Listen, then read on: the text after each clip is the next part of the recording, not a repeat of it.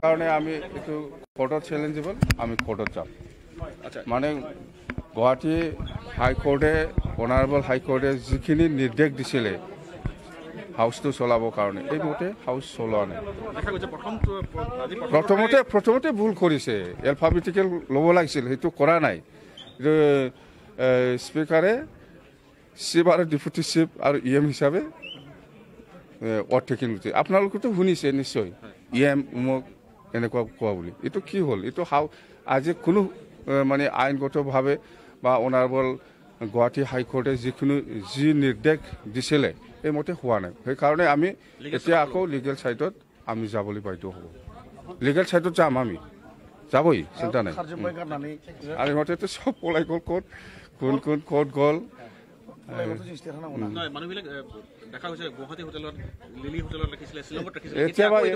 এতিয়া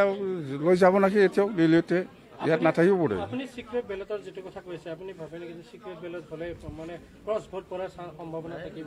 নাই এইবিলাক ডেমক্ৰেটিক প্ৰচেছ ছেক্ৰেট বেলত ভোটটো হয়ে গোটেই দেশত হৈ আছে ইণ্ডিয়াতো হৈ আছে সেই ছিষ্টেমটোৱে আমি বিচাৰিছিলোঁ এনেকুৱা হাত দাঙাটো আমি বিচৰা নাই মুঠতে অপশ্যন আছিলে কিন্তু এই অপশ্যনটো দিয়া নাই মুঠতে আমি আইনগতভাৱে যিখিনি প্ৰক্ৰিয়া কাম কৰিব লাগে যিখিনি কৰিব লাগে আমি এইটো কৰিম নাই চৰকাৰ আমি বনামেই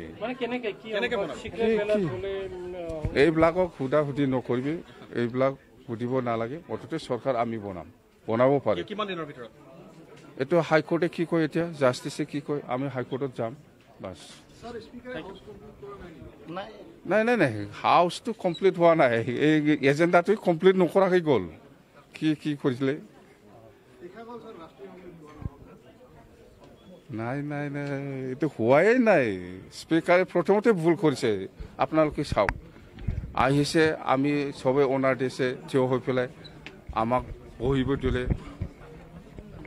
আৰু আমি বহি থকা সময়তো জনগণক বজাই দিলে আকৌ উঠিব লগা হ'ল স্পীকাৰেতো